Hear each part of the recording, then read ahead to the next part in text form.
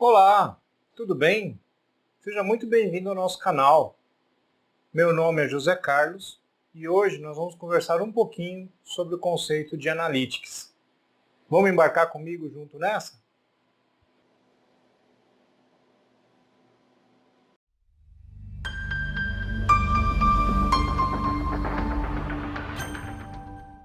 Mas o que afinal de contas é Analytics? Segundo o Wikipedia, Analytics é a descoberta, interpretação e a comunicação de padrões significativos nos dados. O Analytics depende da aplicação de estatísticas, programação de computadores e pesquisa de operações para quantificar o desempenho. Eu gostaria de compartilhar com vocês uma experiência que eu tive logo que eu comprei o meu primeiro carro.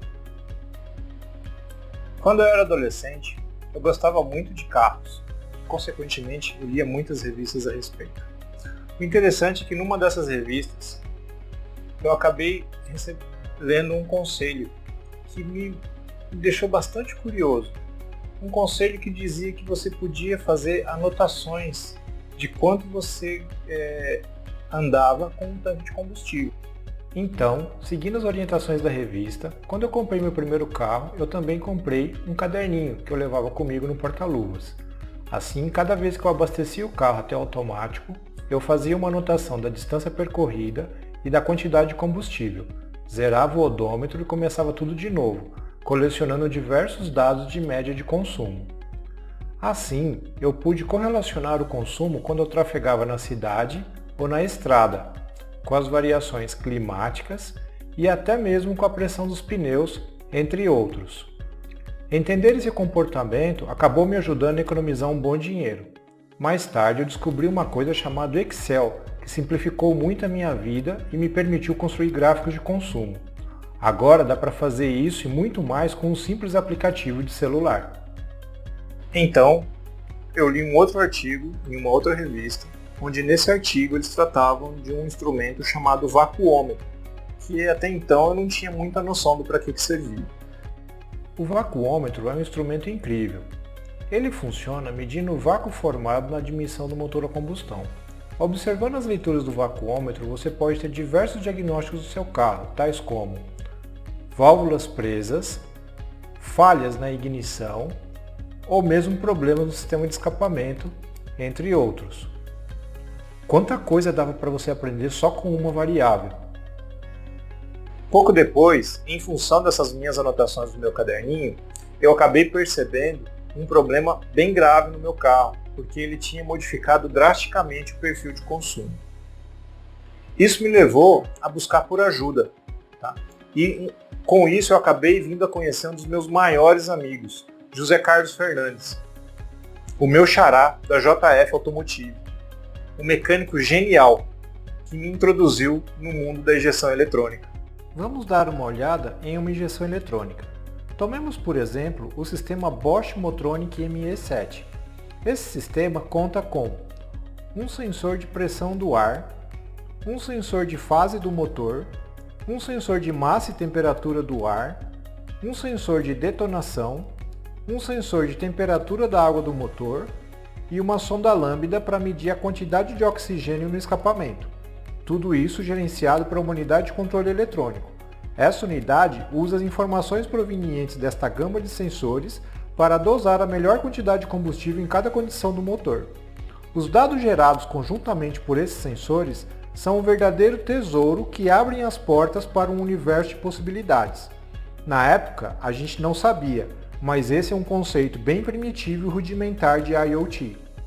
Mas, voltando à indústria, será que poderíamos fazer um paralelo com o motor elétrico? Na mesma época, os inversores de frequência estavam ficando bastante populares. Alguns até diziam que o inversor era a injeção eletrônica para um motor elétrico.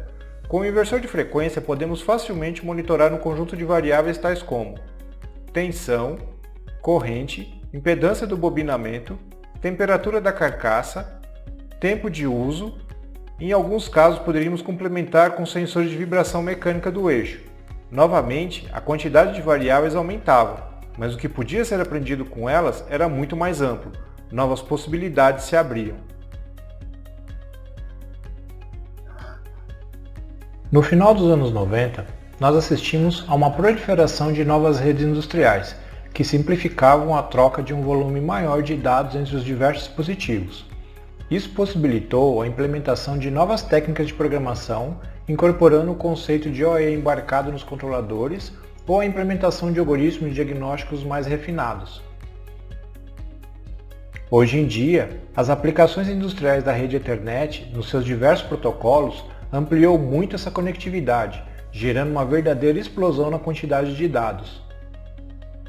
Ok, agora a gente tinha esses dados disponíveis, eles estavam na memória do controlador, a gente gostaria de implantar a história da parada zero e a gente queria também fazer formas de cálculo de OE mais simples dentro da memória do controlador mesmo.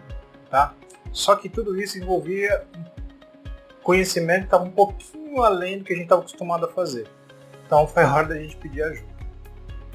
Logo, as nossas abordagens tradicionais para programar controladores pareciam não ser suficientes e precisamos procurar outras ferramentas para nos ajudar. Na indústria, a estatística estava se tornando popular em diversos aspectos. A estatística é um ramo da matemática com diversas ferramentas que nos ajudam a trabalhar com uma quantidade maior de dados, possibilitando a interpretação mais rápida de certos comportamentos.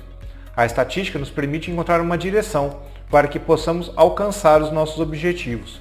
Nos deparamos então com a necessidade de entender um pouco mais sobre essas ferramentas. Era hora de pedir ajuda aos universitários. Estamos aqui no Instituto de Matemática e Estatística da Universidade de São Paulo, a USP. Esse é um centro de excelência de estudo de matemática reconhecido internacionalmente. É em lugares como este que a matemática que nós precisamos para o futuro está sendo desenvolvida.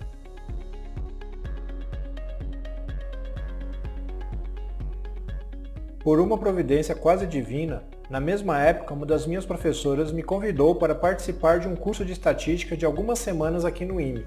Além do privilégio, veio muito a calhar com a minha necessidade de aprender novos conceitos.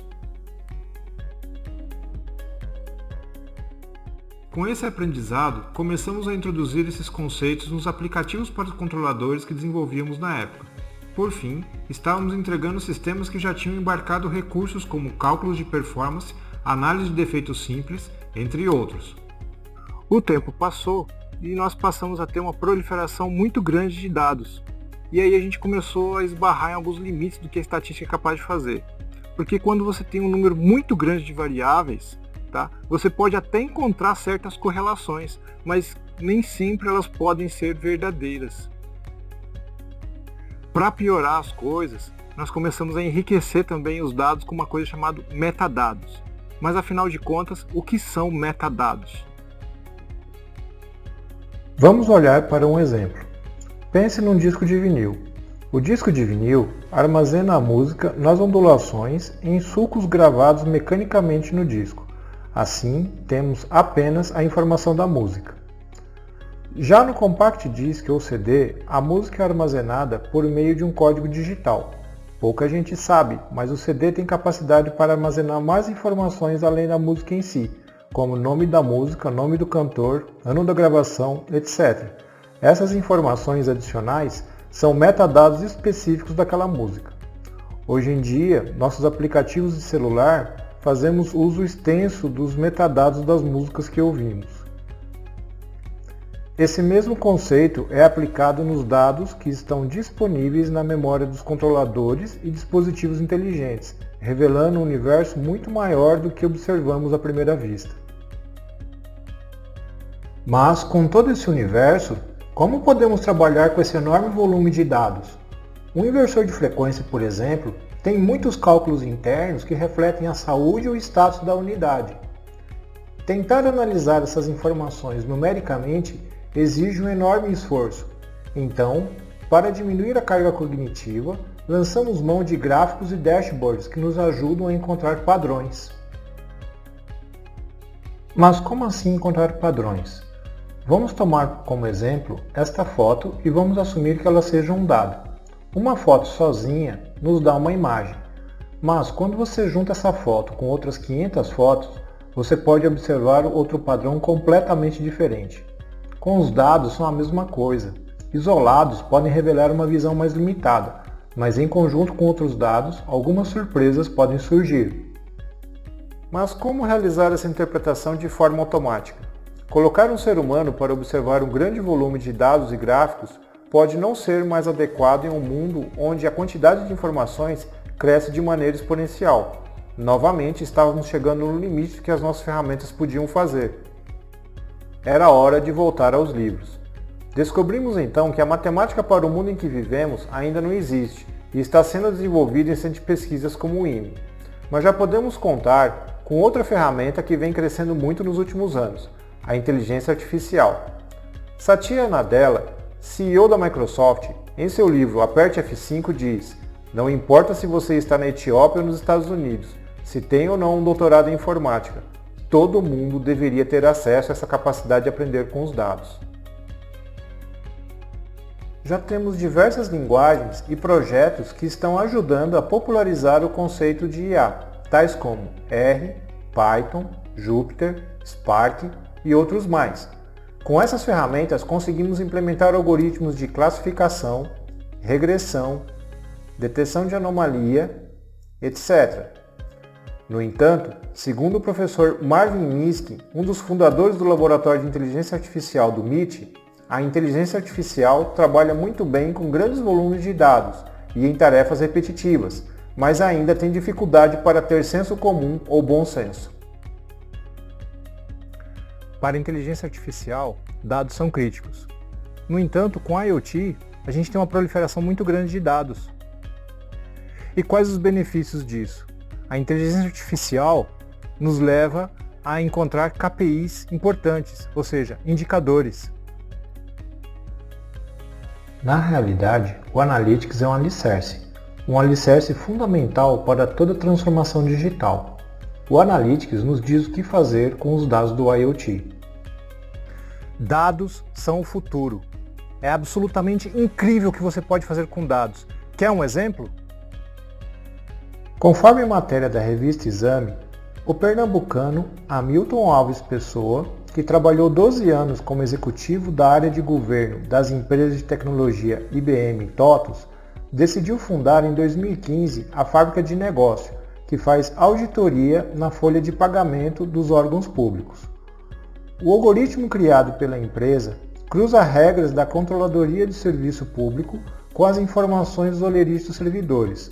Já foi adotado pelo governo do Amapá e pela Prefeitura de Recife, onde a identificação de irregularidades gerou uma economia de 10 milhões de reais em um ano. Mas será que isso realmente é uma tendência? Vejamos. Segundo um estudo do Gartner, 40% das empresas líderes pretendem investir em inteligência artificial até o final de 2020. Mas como começar essa jornada rumo à transformação digital? Ora, um bom ponto de partida pode ser o projeto do Índice de Maturidade, elaborado pela Academia Nacional de Ciências e Engenharia da Alemanha, a ACATEC. A abordagem do modelo é baseada em uma sucessão de estágios de maturidade, ou seja, níveis de desenvolvimento baseados em valor que ajudam as empresas a percorrer todos os estágios da transformação, desde os requisitos básicos até a implementação completa da indústria 4.0. Se você ainda não conhece esse estudo, você pode encontrá-lo também nos links na descrição deste vídeo.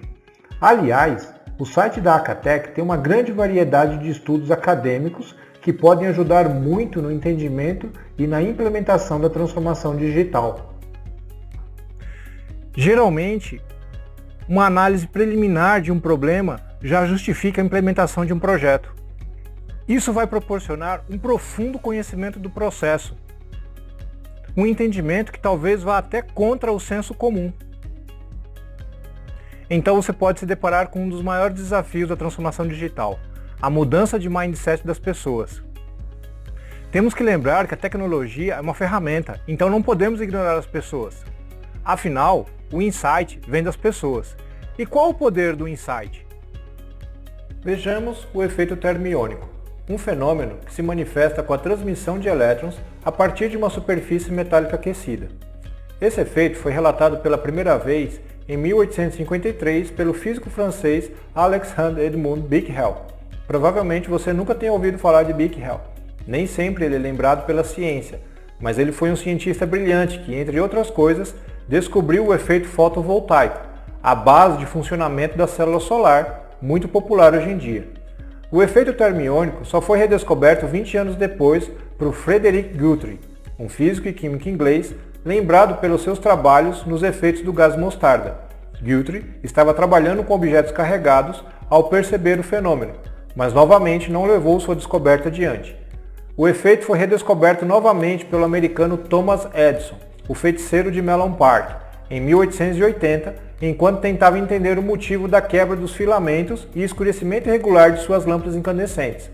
Edison batizou o fenômeno como efeito Edison e chegou a patentear a descoberta em 1883, mas não sabia ainda o uso prático para o fenômeno.